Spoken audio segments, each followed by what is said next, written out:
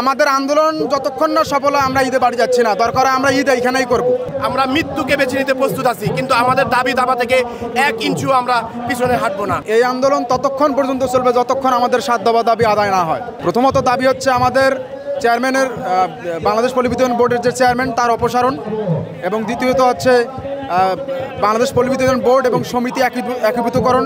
তৃতীয়ত হচ্ছে আপনার মিটেড কাম মেসেঞ্জার এবং লাইন শ্রমিক, বিলিং সহকারী যে পোষ্য কোটায় আছে তাদের নিয়মিতকরণ। এরকম আবার চতুর্থ হচ্ছে আপনার ওই নিম্নমানের যে মালামালগুলা, এগুলো যে আরবি দেয় এগুলো আমরা চাই না। গ্রাহক সুবিধার্থে আমরা উন্নত মানের মালামাল চাই। আমাদের আন্দোলন যতক্ষণ না সফল হয় আমরা ঈদে বাড়ি যাচ্ছি না, দরকার আমরা ঈদ এইখানেই করব। আমাদের ফ্যামিলি নিয়ে আমরা এইখানে ঈদ করব। আমাদের কোনো ঈদ নাই, আমাদের আন্দোলন সফল হইব, আমরা ঈদ করব। অসুস্থ হোক, আমরা মারাও যাইতে, আমরা শহীদ হতে আসছি, আমরা মূলত শহীদ হতে আসছি। এখানে আন্দোলন সফল হইব, তারপর আমরা বাড়িতে ফিরবো, ঘরে ফিরবো, হয় মৃত্যু নাই মুক্তি।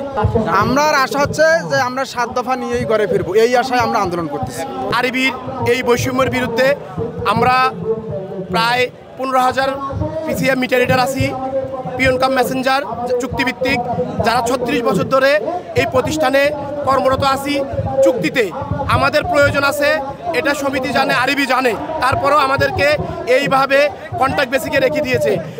এর জন্য আমরা এই আন্দোলন চালিয়ে যাচ্ছি, এবং আমাদের যে 7 দফা দাবি, আরবির চেয়ারম্যান সহ ওনাকে অপসারণ সহ আমাদের যে 7 দফা দাবি, আমরা এই দাবি বাস্তবায়ন না হলে শহীদ মিনার থেকে একটা ব্যক্তিও যাব না।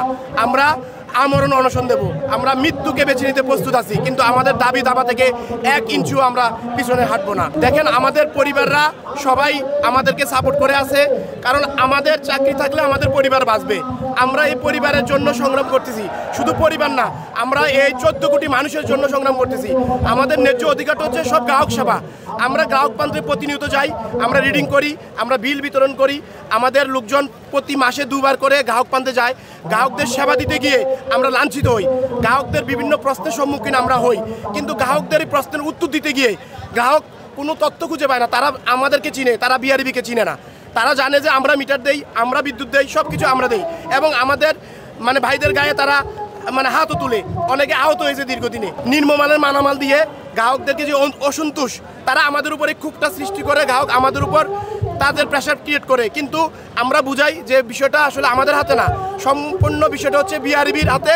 তারাই মালামাল কিনে, তারাই বিক্রি করে, শুধু আমরা আপনাদেরকে সেবা দেই। আমরা শুধু শ্রমিক, আমরা আপনাদেরকে সেবা দিতে আসি, সেবার বিনিময়ে আমাদের পরিবারের চাহিদা আমরা মিটাই।